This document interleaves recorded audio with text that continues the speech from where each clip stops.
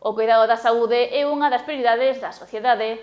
Cada vez son máis as persoas que optan por acudir a un nutricionista e adestrador persoal para ter unha mellor alimentación e estar ben físicamente. Cada vez máis persoas apostan por si mesmas, polo seu cuidado físico e mental. Para facelo, moitos optan por acudir a profesionais para comezar cuidando a súa alimentación alternando co exercicio físico. A xente hoxe en día cada vez coídase máis a nivel nutricional, é hora de acudir ao gimnasio e facer actividade física, ben sea no gimnasio, ben sea a bicicleta, correr.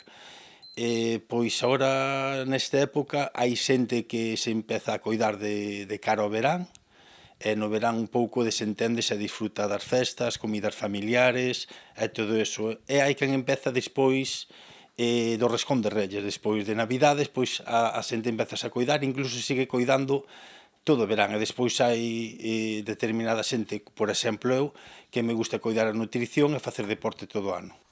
Tendencia que xurdiu nos derradeiros anos, xa que hai unha década a xente non se preocupaba tanto por estas cuestións. Nos últimos 3 anos hai un boom a nivel do fitness, de coidar do culto ao corpo, a xente coida máis a nutrición, fai máis deporte, o que pasa que o problema é que estamos invadidos con alimentos moi ricos, sabes? Hai o boom das hamburguesas, dos azúcares, entonces é difícil privarse porque si o comes está rico. Pero sí que a verdad que moita xente pois empeza a coidarse moito máis, a consumir máis suplementación cando antes, hai 10 anos, estaba mal visto. Aquí agora está surdindo o boom que surgeu en Estados Unidos hai 20, 30 anos.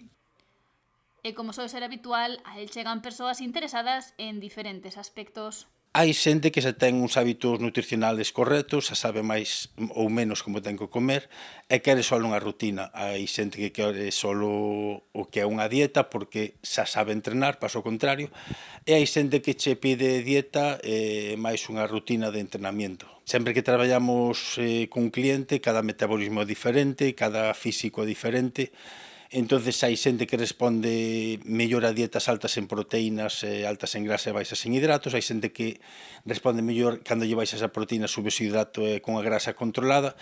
Cada corpo, por así decirlo, é diferente. Despois temos que ter en conta que non é o mesmo nutrición para un home que para unha muller. As mulleres normalmente funcionan con dietas máis altas en grasas. Para as persoas que están comezando este camiño ou están pensando en facelo, ten uns consellos. O primeiro paso a nivel nutricional, pois que colla uns hábitos alimenticios, pero que nunca se leve á obsesión de non comer, porque ten que levar unha dieta equilibrada na cal ten que tomar proteínas, ten que comer hidratos, verduras, grasas, o que son lípidos, e aprender a comer, non pasar fame, sabes? Tomalo como algo a largo plazo, o sea, ser constante, non querer un resultado inmediato, porque a xente quere empezar e xa che pregunta en canto tempo estarei así, nun mes poñereime, non, o sea, necesitase tempo para ter un resultado a nivel dun cambio físico. Como adestrador persoal, tamén recomenda ás persoas de máis de 40 a 50 anos practicar exercicio e sinalou que os adestramentos de forza teñen moitos beneficios. Porque o traballo de forza, pois, vaille, sobre todo, mellorar a calidad de vida.